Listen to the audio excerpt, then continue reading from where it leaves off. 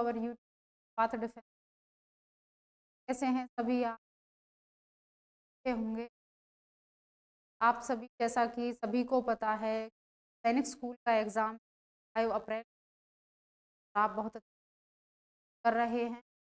की तैयारी को थोड़ा और बेहतर करने के आज जो आपकी जी क्लास है, देखते हैं। चलिए क्वेश्चनों, आपका जो एग्ज़ाम है उसमें वो काफ़ी हेल्प रहेंगे। चलिए देखते हैं क्वेश्चन को। फर्स्ट क्वेश्चन, आप the first Indian governor general of independent India was. तो जब भारत आज़ाद हो गया था तो उस आज़ाद भारत के पहले गवर्नर जनरल कौन थे? First Indian governor general of independent India की जो जब भारत आज़ाद हो गया, जब आज़ादी हो चुकी थी हमारे देश की, तो उस टाइम हमारे देश के जो पहले फर्स्ट इंडियन गवर्नर जनरल जो बने थे वो कौन? तो Surendra Nath, Raja Gopalachari, Rajendra Prasad and BR. Ambedkar. BR. Ambedkar को सभी जानते हैं कि father of constitution, father of constitution, जो हमारा संविधान है के फादर हैं बी.आर. अम्बेडकर। लेकिन पूछा क्या आपसे? First Indian governor general.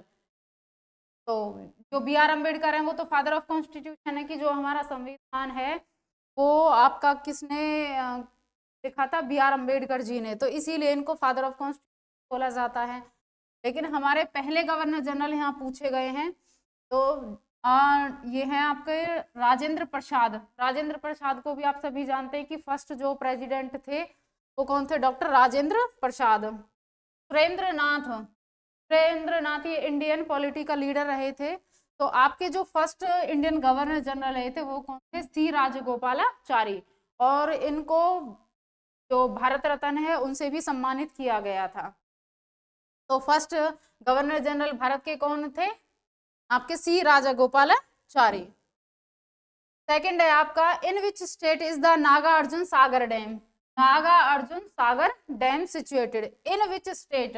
कौन से राज्य में स्थित है नागार्जुन सागर डैम? तो जो नागार्जुन सागर डैम है, जो ये बांध है, ये कौन से राज्य में स्थित है? ये है आपका आंध्र प्रदेश। ये कृष्णा नदी के ऊपर बना हुआ है। कृष्णा रिवर के ऊपर है ये आपका नागार्जुन सागर डैम। और कौन से स्टेट में स्थित है ये? आपका आंध्र प्रदेश। क्वेश्चन बहुत ही इजी है। जो लेवल है क्वेश्चनों का वो बिल्कुल आपके एग्जाम के बेस पर ही है, बिल्कुल। थर्ड है आपका, which of the following is not a part of western coast line? जो वेस्टर्न कोस्ट लाइन है का which of the following is not, कि इनमें से जो निम्नलिखित हैं आपके जो नीचे ऑप्शन है उनमें से कौन किसका वेस्टर्न कोस्ट लाइन का पार्ट नहीं है?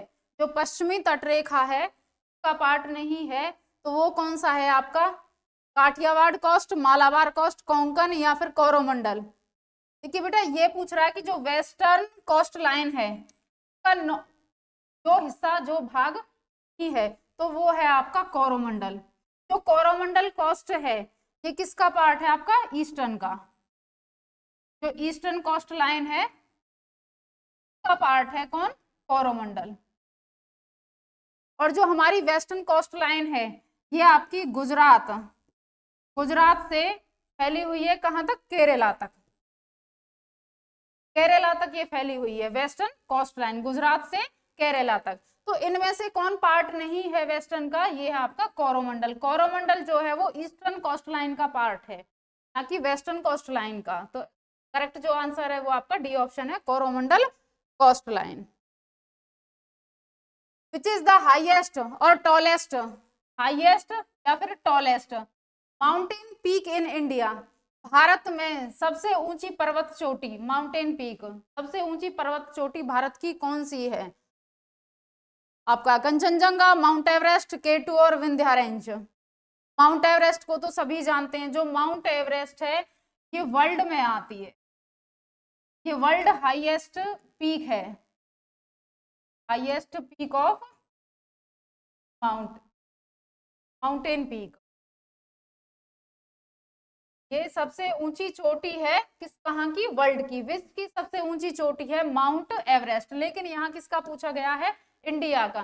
जो भारत है उसकी सबसे ऊंची चोटी कौन सी है, पर्वत चोटी कौन सी है, तो वो है आपकी कंचनजंगा, जो कि कौन से स्टेट में है, सिक्किम में है। सिक्किम में ये स्थित है, A2। और इसकी जो हाइट है वो है आपकी 8586 मीटर, 8586 मीटर इसकी हाइट है कंचनजंगा की। तो ये ही भारत की सबसे ऊंची चोटी है। माउंट एवरेस्ट जो है वो आपकी वर्ल्ड की है, जो हाइट है 8850 मीटर लगभग है ये जो हाइट है। तो इंडिया की सबसे ऊंची पर्वत चोटी कौन सी है, आपकी Kanchenjunga.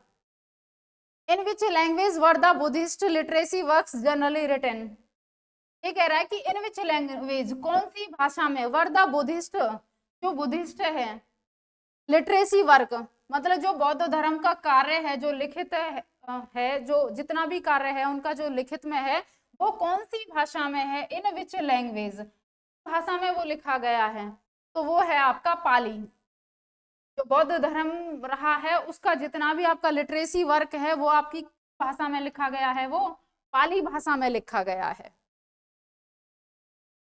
Yakshagana folk dance is associated with, जो यक्षगान है ये कहाँ का फोक डांस है, कौन से स्टेट का है, यक्षगान जो है कौन से स्टेट का फोक डांस है, केरला, कर्नाटका, तमिलनाडु एंड आंध्र प्रदेश। यक्षगान, तो यक्षगान जो है वो फोक डांस है बेटा आपका कर्नाटका का। कर्ण में करो यक्षगान, कर्ण मतलब कर्नाटका, तो कर्नाटका का कौन सा है आपका यक्षगान। केरला, करेले की कथा, केरला का है आपका कथकली, कथकली कहाँ का है आपका, केरला का।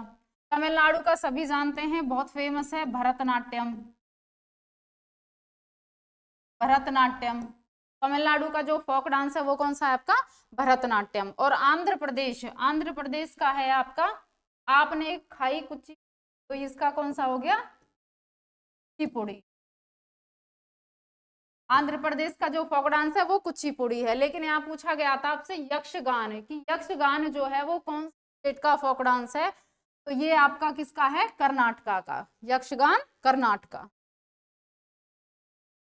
Which is the highest gallantry award for the personnel of armed forces in India, कि जो आर्मी होती है, जो भारत की फौज है, उसके लिए सबसे सर्वोच्च जो अवार्ड है, पुरस्कार जो है वो कौन सा है, highest gallantry award for the personal of arm forces, जो हमारी फौज है, जो हमारे सिपाही हैं, सोल्जर्स हैं, उनके लिए जो सबसे ऊंचा सम्मान, जो पुरस्कार है वो कौन सा है, तो हाईएस्ट गैलेंट्री अवार्ड है पीवीसी, परमवीर चक्र।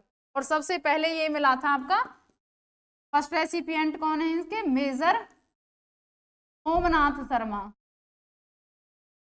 सोमनाथ शर्मा इसके फर्स्ट रेसिपिएंट रहे हैं, जिनको पीवीसी मिला है, परमवीर चक्र। और भारत का यही हाईएस्ट गैलेंट्री अवार्ड है। अशोक चक्र हाईएस्ट पीस गैलेंट्री अवार्ड है, जो अशोक चक्र है highest peace gallantry award. Mahavir Chakra और कीर्ति चक्र भी इसी के ही हैं, ये तीन हैं। तो लेकिन यहाँ पूछा कि आपसे हाईएस्ट गैलेंट्री अवार्ड, तो हाईएस्ट गैलेंट्री अवार्ड है आपका पीवीसी, परमवीर चक्र। The largest producer of wheat in India, in India, Bharat में सबसे ज्यादा लार्जेस्ट प्रोड्यूसर ऑफ व्हीट, गेहूं उत्पादन का सबसे बड़ा राज्य, जहां जिस राज्य में, भारत के जिस राज्य में सबसे ज्यादा गेहूं उत्पन्न होता है वो कौन सा राज्य है, तो व्हीट का प्रोडक्शन सबसे ज्यादा भारत में कौन करता है, वो कौन सा स्टेट है, तो सबसे ज्यादा व्हीट प्रोडक्शन करता है आपका उत्तर प्रदेश। यूपी जो है उसमें सबसे ज्यादा गेहूं उगाया जाता है हमारे भारत में। When did India first take part in Summer Olympic Games? First take part in, जो समर ओलंपिक गेम्स हुए थे इंडिया, व्हेन डिड इंडिया, जो समर ओलंपिक गेम्स थे उनमें भारत ने कब, व्हेन फर्स्ट टेक पार्ट, सबसे पहली बार हिस्सा कब लिया था समर ओलंपिक गेम्स में, इंडिया ने। इंडिया की बात की जा रही है, जो हमारा भारत है ने सबसे पहले किस सन में समर ओलंपिक गेम्स में पार्टिसिपेट किया था? तो ये किया था आपका 1920 में। सबसे पहले 1920 में इंडिया ने समर ओलंपिक गेम्स में भाग लिया था। Which of the following indicates the circle of the Sarnath pillar? Sarnath pillar, ये कह रहे कि which of the following indicates the circle of the Sarnath pillar? जो सारनाथ पिलर है, जो अशोक स्तंभ जिसको कहते हैं, उस पे जो सर्कल बना हुआ है, आपने देखा होगा वो लायन खड़े हैं, उसके नीचे एक चक्र है। तो जो चक्र है वो किस बात का इंडिकेशन है, वो किसकी तरफ इशारा करता है, क्या बताता है, किसका प्रतीक है ये जो सारनाथ पिलर पर सर्कल लगा बना हुआ है? तो ये जो सर्कल है ये इंडिकेट करता है प्रोग्रेस को, उन्नति को दर्शाता है। ये हमारा किसका प्रतीक है? उन्नति का, जो सारनाथ पिलर है। और सारनाथ पिलर ये कहाँ है? वाराणसी, उत्तर प्रदेश।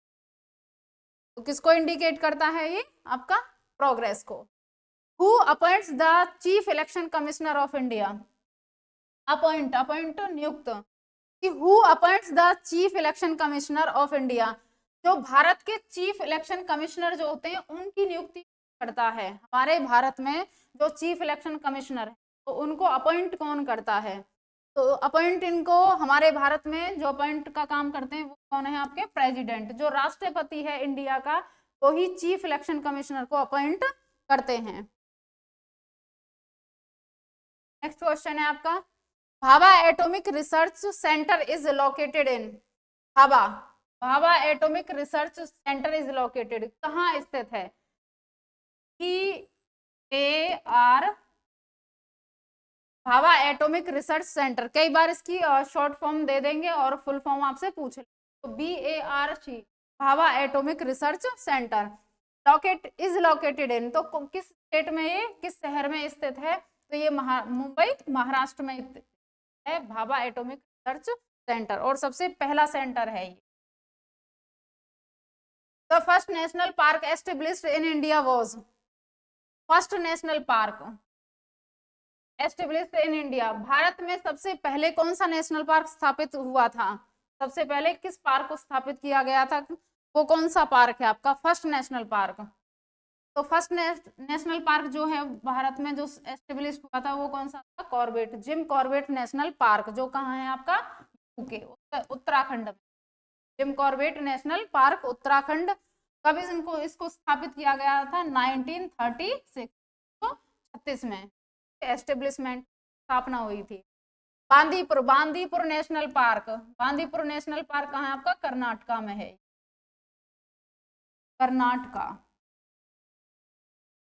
कर्नाटका में स्थित है आपका बांदीपुर। और पेरियार है आपका केरला, जो पेरियार है ये आपका कहाँ पर है? केरला में स्थित है। और वेलवादार ये कहाँ है आपका? गुजरात। तो black buck, Velavadar black buck national park के नाम से जाना जाता है। ये कहाँ स्थित है आपका? गुजरात में है। और आपका बांदीपुर कर्नाटका में स्थित है। जिम कॉर्बेट नेशनल पार्क आपका यूके उत्तराखंड में, और इसकी स्थापना कब हुई थी? 1936। और पेरियार आपका कहाँ है? केरला में है। तो जिम कॉर्बेट नेशनल पार्क, इसके बारे में सभी जानते होंगे क्योंकि फर्स्ट नेशनल पार्क है हमारे इंडिया का, कि जो एक नेचुरलिस्ट रहे थे का जो हेली, पहले इसका नाम जो था वो हेली के नाम से जानते थे, बाद में इसका नाम जिम कॉर्बेट, उन्हीं के नाम पर, जिन्होंने इसको स्थापित किया था उन्हीं के नाम पर इसका नाम रखा गया है, Jim Corbett. Where is the Dilwara Jain temple? जो दिलवाड़ा जैन टेम्पल है स्थित है कहाँ पर? शहर में, किस स्टेट में स्थित है आपका दिलवाड़ा जैन टेम्पल?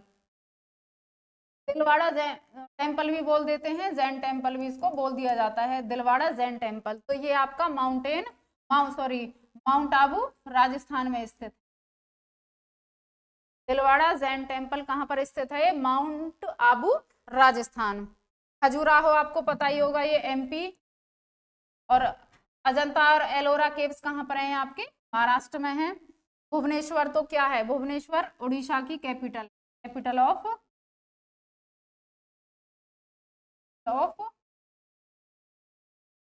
और उड़ीसा में आपके पुरी है जो जगन्नाथ टेम्पल के लिए फेमस है। जगन्नाथ टेम्पल बहुत फेमस है जो कि जगन्नाथ भगवान को समर्पित है। ये कहाँ पर है? उड़ीसा में एक जगह है पुरी, पुरी में स्थित है। और भुवनेश्वर क्या है? ये कैपिटल है उड़ीसा की। एलोरा, अजंता एलोरा केव्स कहाँ आपकी? महाराष्ट्र में है। और आपका दिलवाड़ा जैन टेम्पल ये आपका माउंट आबू राजस्थान में है। और खजुराहो आपके कहाँ पर है? स्थित।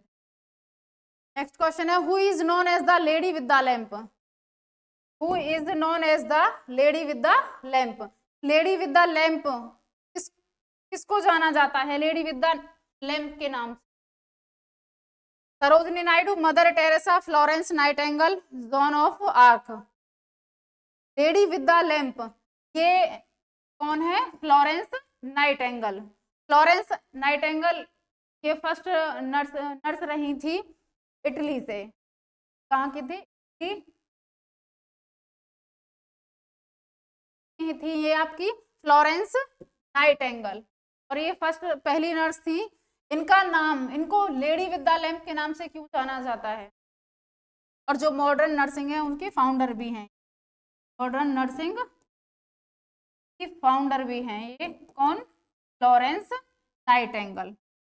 Florence Nightingale founder of modern nursing. और इनको लेडी विद द लैंप ही क्यों कहा जाता है? क्योंकि जो सिक पर्सन जो होते थे ये उनकी बहुत ज्यादा केयर करती थी। लैंप अपने हाथ में लैंप लेकर उनके बेड पर जा जाके उनकी देखभाल किया करती थी। और इसीलिए इनको लेडी विद द लैंप का टाइटल दिया गया है, फ्लोरेंस नाइटिंगेल को। तो ये कुछ क्वेश्चन थे बेटा आपके जीके के जो आपके एग्जाम के पॉइंट ऑफ व्यू से थे बिल्कुल। और आपकी जो तैयारी है उसमें ये बहुत ही ज़्यादा बेनिफिशियल रहेंगे कि जो आपका जीके का लेवल होता है, जीके जिसका वो लेवल होता है, यदि आप अच्छे बेहतर तरीके से तैयारी कर रहे हैं तो काफ़ी इजी होती है जो जीके आपकी पूछी जाती है। तो ये कुछ क्वेश्चन थे जो आपको आपको भी साथ के साथ अपनी तैयारी को अच्छे कर और अच्छी पढ़ाई करनी है। तो आपका एग्ज़ाम है उसमें अब ज़्यादा टाइम नहीं, 5 अप्रैल को है। तो इसी तरीके से मेहनत के साथ अपनी तैयारी करते रहिए और जुड़े रहिए हमारे यूट्यूब के साथ पाथ डिफेंस, जो कि आपके जो एग्ज़ाम है उसमें आपकी पूरी तरह से मदद करेगा।